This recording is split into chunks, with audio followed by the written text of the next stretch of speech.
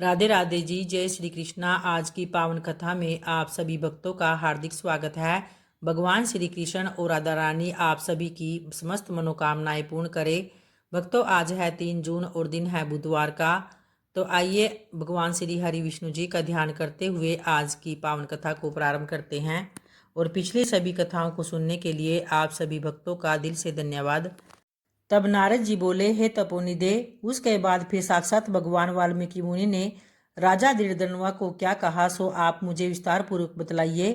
तो इस पर श्री नारायण बोले, वह राजऋषि दृढ़धनुआ अपने पूर्व जन्म का वृत्तांत सुनकर आश्चर्य युक्त होता हुआ मुनि श्रेष्ठ वाल्मीकि से पूछने लगा। तो इस पर दृढ़धनुआ बोला कि हे ब्राह्मण, आपके नवीन नवीन सुंदर अमृत के समान वचनों को बारंबार पान करके भी मैं तृप्त नहीं हुआ हूँ, तो इसलिए पुनः उसके बाद का वृत्तांत भी कहिए। तो इस प्रकार उस ब्राह्मण के विलाप को सुनकर 10 दिशाओं में गरजता हुआ मेघ वहां आया और मेघ से पर्वतों को कंपायमान करता हुआ, तीक्ष्ण स्पर्श करता हुआ बड़े वेग से वायु भी चलने लगी और अत्यंत जोर से वहां बिजली चमकने लगी और मेघ शब्द से चारों दिशाएं पूरित हो गई। तो इस प्रकार 1 मास तक ऐसा जल बरसा कि सारी पृथ्वी जल से भर गई। परंतु पुत्र शोक की अग्नि से तपे हुए उस ब्राह्मण को कुछ भी मालूम न हुआ, न ही उसने पानी पिया और न ही भोजन किया। तो पुनः पुनः इस प्रकार पुकारते हुए ही उसको सारा मास व्यतीत हो गया। वह मास श्री कृष्ण भगवान का प्रिय पुरुषोत्तम मास था। सो अनजाने में ही उस ब्राह्मण से पुरुषोत्तम मास की सेवा हो गई और जिससे अत्यंत प्रसन्न होकर भगवान श्री कृष्ण वहां प्रकट हुए और उस समय मेघ बरसना बंद हो गया। फिर उस ब्राह्मण ने भगवान श्री कृष्ण को देखकर शीघ्र पुत्र को पृथ्वी पर रखकर स्त्री सहित श्री भगवान कृष्ण को दंडवत नमस्कार किया और हाथ जोड़कर भगवान श्री कृष्ण के आगे बैठ गया। तब अनजाने में पुरुषोत्तम मास के सेवन से प्रसन्न होकर भगवान अमृतवाणी से बोले कि हे सुदेव, तुम धन्य हो और अत्यंत भाग्यवान भी हो। जो कुछ होने वाला है सो सुनो, इसलिए मैं कहता हूँ। हे ब्राह्मण, तेरे इस पुत्र की 12,000 वर्ष की आयु होगी। हे द्विजोत्तम, तुमको सुख देने वाला यह होगा और इसमें कोई भी संदेह नहीं है। मैंने प्रसन्न होकर तुमको यह पुत्र दिया है। अतः नारायण कहने लगे कि हे नारद, भगवान के इतना कहने पर वह ब्राह्मण पुत्र जीवित होकर उठ गया और ब्राह्मण को उसकी स्त्री दोनों ही पुत्र को देखकर महा आनंदित हुए और देवता भी पुष्पों की वर्षा करने लगे। तो सुखदेव ने उन दोनों माता पिता तथा श्रीहरि को नमस्कार किया और गरुड़ भी पुत्र सहित ब्राह्मणों को देखकर अत्यंत प्रसन्न हुए। तब ब्राह्मण आश्चर्ययुक्त होकर श्रीहरि को नमस्कार कर हाथ जोड़कर गदगद वाणी से संशय काटने के लिए आनंद सहित भगवान से पूछने लगे कि भगवान, मेरे 4,000 वर्ष तक निरंतर महाकठिन तप करने पर आपने जो कठोर वचन मुझसे कहे थे कि मेरे 7 जन्मों में भी पुत्र का सुख नहीं है, तो उस वाक्य के उल्लंघन हेतु और मरे हुए पुत्र को जीवित करने का क्या कारण है। तो इस पर नारायण जी ने कहा कि हे नारद, भक्त वत्सल भगवान अपनी वाणी से सुदेव ब्राह्मण को प्रसन्न करते हुए बोले, हे द्विजराज, जिससे मैं प्रसन्न हुआ, क्या तुम यह नहीं जानते, मेरा प्रिय पुरुषोत्तम मास आने पर तुम दोनों स्त्री पुरुषों ने उपवास कर यहाँ बैठने से पुरुषोत्तम मास की सेवा की है। तो एक बार वेद में कहे गए साधनों को और दूसरी ओर पुरुषोत्तम मास के सेवन को जब ब्रह्मा जी तोलने लगे तो वेदोक्त साधन बहुत हल्के निकले और पुरुषोत्तम मास सेवन व्रत भारी हुआ। तो इसलिए संसार में पुरुषोत्तम मास अधिक पूज्य और मान्य है। जो भी मनुष्य का जन्म लेकर श्री पुरुषोत्तम मास में जब तब स्नान दान आदि नहीं करते, वे जन्म जन्मांतर में दरिद्र होते हैं। अतः सब प्रकार से यत्न करके भी मेरे प्रिय पुरुषोत्तम मास का सेवन करना चाहिए। जो पुरुषोत्तम मास की सेवा करेगा वह भाग्यवान धन्य होकर मुझको प्राप्त करेगा। तो आगे श्री नारायण कहते हैं कि इस प्रकार हे मुने, जगदीश्वर श्री भगवान कृष्ण ऐसा कहकर तत्काल गरुड़ पर चढ़कर अत्यंत पवित्र वैकुंठ लोक को चले गए। जय श्री कृष्ण। और आज की कथा यहीं संपन्न होती है। कल की कथा का वृत्तांत कल के अध्याय में जानेंगे। और आइए अब लापसी तापसी की कहानी को प्रारंभ करते हैं। एक बार की बात है, एक लपसी था, एक तपसी था। तपसी तो हर रोज भगवान की तपस्या किया करता था और लपसी 1.25 सेर की लापसी बनाकर उसका भोग लगाकर जिम लिया करता था।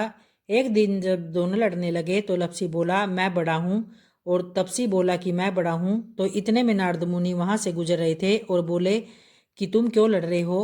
तो लपसी ने कहा, मैं बड़ा हूँ, और तपसी ने कहा कि मैं बड़ा हूँ। तो तपसी बोला, मैं सारे दिन भगवान की पूजा आराधना करता हूँ। तो यह सुनकर नारद जी ने कहा, मैं तुम्हारा फैसला कर दूंगा। तो दूसरे दिन लापसी तापसी नहाकर जब आए तो नारद जी ने 1.25 करोड़ की अंगूठी उनके आगे फेंक दी। तो लपसी का ध्यान उस अंगूठी पर नहीं गया और तपसी तपस्या करने बैठा तो उसे अंगूठी दिखी और उसने अपने घुटने के नीचे दबा ली और तपस्या करने लगा। लपसी लपसी बनाकर उसका भगवान को भोग लगाकर जिमने बैठ गया। तो इतने में नारद जी आए, तब दोनों से पूछा कि कौन बड़ा है। फिर तपसी ने कहा कि मैं बड़ा हूँ।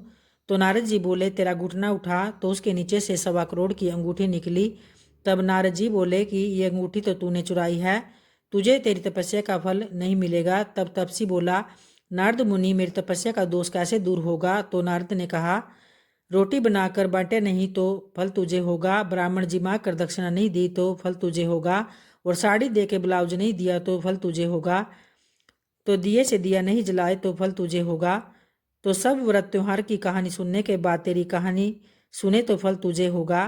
तब से लपसी तपसी की कहानी सुनी जाती है। कहानी सुनने के बाद ऐसे कहे लपसी को फल लपसी न हो जो और तपसी का फल तपसी न हो जो, माँ की कहानी का कथा का फल मान्य हो जो। तो इस पर और आइए अब पद्म पुराण कथा को प्रारंभ करते हैं, जिसमें कि आज पुष्कर क्षेत्र में ब्रह्मा जी के यज्ञ और सरस्वती के प्राकट्य का वर्णन किया गया है। भीष्म जी ने कहा कि हे ब्राह्मण, आपके मुख से यह सब प्रसंग मैंने सुना। अब पुष्कर क्षेत्र में जो ब्रह्मा जी का यज्ञ हुआ था उसका वृत्तांत भी सुनाइए, क्योंकि इसका श्रवण करने से मेरे शरीर की शुद्धि होती है। तो इस पर पुलस्त्य जी ने कहा कि हे राजन, भगवान ब्रह्मा जी पुष्कर क्षेत्र में जब यज्ञ कर रहे थे तब उस समय जो जो बातें हुई उन्हें मैं बतलाता हूँ, सो ध्यानपूर्वक सुनो। पिता माँ का यज्ञ आदिकृत युग से प्रारंभ हुआ था। तो उस समय मरीचि, अंगिरा, मैं, पुलह, कर्तु और प्रजापति दक्ष ने ब्रह्मा जी के पास जाकर उनके चरणों में मस्तक झुकाया। दाता आर्यमा, सविता, वरुण, अंश, भग, इंद्र, विवस्वान, पूषा, त्वष्टा और पर्जन्य आदि 12 आदित्य भी वहाँ उपस्थित होकर आपने जाजल्यवान तेज से प्रकाशित हो रहे थे। तो इन देवेश्वर ने भी पितामह को प्रणाम किया और मृग व्याध, सर्व महायशस्वी अजगपाद, हायरबुद्ध्या, पिनाक की अपराजित, विश्वेश्वर, भव, कपर्दी, स्थाणु और भगवान बग, ये 11 रुद्र भी उस यज्ञ में उपस्थित थे। तो दोनों अश्विनी कुमार, 8 वसु, महाबली, मरुदगण, विश्वदेव और साध्या नामक देवता ब्रह्मा जी के सम्मुख हाथ जोड़कर खड़े रहे। शेष जी के वंशज वासुकी आदि बड़े बड़े नाग भी विद्वान थे। ताक्षया, अरिष्टनेमी, महाबली, गरुड़, वारुणी तथा अरुणी, ये सभी विनतापूर्वक वहाँ पधारे और लोकपालक भगवान श्री नारायण ने वहाँ स्वयं पदार्पण किया और समस्त महर्षियों के साथ लोक गुरु ब्रह्मा जी से कहा कि हे जगतपते, तुम्हारे ही द्वारा इस संपूर्ण संसार का विस्तार हुआ है, तुम ही ने इनकी सृष्टि की है, इसलिए तुम संपूर्ण लोगों के ईश्वर हो। और यहाँ हम लोगों के करने योग्य जो तुम्हारा महान कार्य है उसे करने की हमें आज्ञा दो। तो देवर्षियों के साथ भगवान श्री विष्णु ने ऐसा कहकर देवेश्वर ब्रह्मा जी को नमस्कार किया और ब्रह्मा जी वहां स्थित होकर संपूर्ण दिशाओं को अपने तेज से प्रकाशित कर रहे थे तथा भगवान विष्णु श्री वत्स चिन्ह से सुशोभित एवं सुंदर स्वर्णमय योगोपवीत से दीप्यमान हो रहे थे। तो उनका एक एक रोम परम पवित्र था और वे सर्वसमर्थ भी थे। उनका वक्षस्थल विशाल तथा श्री विग्रह संपूर्ण तेजों का पूंजान पड़ता था। तब देवताओं और ऋषियों ने उनकी इस प्रकार स्तुति की, जो पुण्यात्माओं को उत्तम गति और पापियों को दुर्गति प्रदान करने वाली थी। योग सिद्ध महात्मा पुरुष जिन्हें उत्तम योग स्वरूप मानते हैं, जिनको अणिमा आदि 8 ऐश्वर्य नित्य प्राप्त होते हैं, जिन्हें देवताओं में सबसे श्रेष्ठ भी कहा गया है, तो मोक्ष की अभिलाषा रखने वाले संयमी ब्राह्मण योग से अपने अंतकरण को शुद्ध करके जिन सनातन पुरुष को पाकर जन्म मरण के बंधन से मुक्त हो जाते हैं, और चंद्रमा और सूर्य जिनके नेत्र है तथा अनंत आकाश जिनका विग्रह है, उन भगवान की हम शरण लेते हैं, जो भगवान संपूर्ण भूतों की उत्पत्ति और वृद्धि करने वाले भी हैं, जो ऋषियों और लोक के सृष्टा तथा देवताओं के ईश्वर हैं। तो उन देव श्रेष्ठ परमेश्वर को हम सादर प्रणाम करते हैं।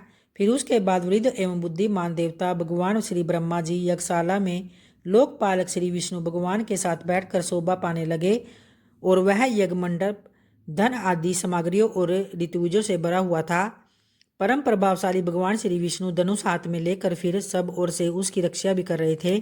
दैत्य और दानवों के सरदार तथा राक्षसों के समुदाय भी वहां उपस्थित थे, और यज्ञ विद्या, वेद विद्या तथा पद और क्रम का ज्ञान रखने वाले महर्षियों के वेद घोष से सारी सभा भी गूंज उठी थी।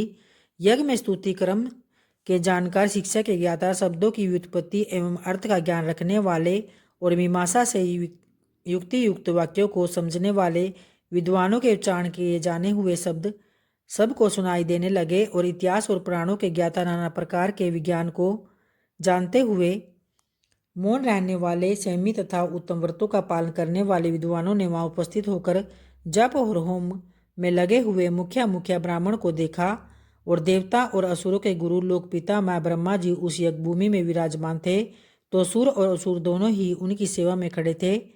ये सब लोग वहां भगवान ब्रह्मा जी की उपासना कर रहे थे। आकाश, वायु, तेज, जल, पृथ्वी, शब्द, स्पर्श, रूप, रस, गंध, ऋग्वेद, यजुर्वेद, सामवेद, अथर्ववेद, व्याकरण, छंद शास्त्र, निरुक्त, कल्प, शिक्षा, आयुर्वेद, धनुर्वेद, मीमांसा, गणित, गज विद्या, असविद्या और इतिहास, इन सभी अंगोपांग विभूषित संपूर्ण वेद भी मूर्तिमान। तो ये सब और बहुत से दानव भी जिन्हें अपने बल पर गर्व था, ब्रह्मा जी की उपासना करते हुए इस प्रकार बोले। दानवों ने कहा कि हे भगवान, आपने ही हम लोगों की सृष्टि की है, हमें तीनों लोकों का राज्य दिया है तथा देवताओं से अधिक बलवान बनाया है। हे पितामह, आपके इस यज्ञ में हम लोग कौन सा कार्य करें जो हम स्वयं ही कर्तव्य का निर्णय करने में समर्थ हो। अदिति के गर्भ से पैदा हुए इस बेचारे देवताओं से क्या काम होगा। ये तो सदा हमारे द्वारा ही मारे जाते हैं और अपमानित होते रहते हैं। फिर भी आप तो हम सब के ही पितामह हैं, अतः देवताओं के भी साथ लेकर यज्ञ पूर्ण कीजिए। ओंकार युक्त महात्मा ब्रह्मा जी की उपासना करने लगे। न्याय, कर्तु, संकल्प, प्राण तथा अर्थ, धर्म, काम, हर्ष, शुक्र, बृहस्पति, संवर्त, बुध, शनिश्चर, राहु, समस्त ग्रह, मरुदगण, विश्वकर्मा, पितृगण, सूर्य तथा चंद्रमा भी ब्रह्मा जी की सेवा में वहां उपस्थित थे। तो दुर्गम कष्ट से तारने वाली गायत्री, समस्त वेद शास्त्र, यम नियम, संपूर्ण अक्षर लक्षण, भाष्य तथा सब शास्त्र देह धारण करके वहां सभी विद्वान थे।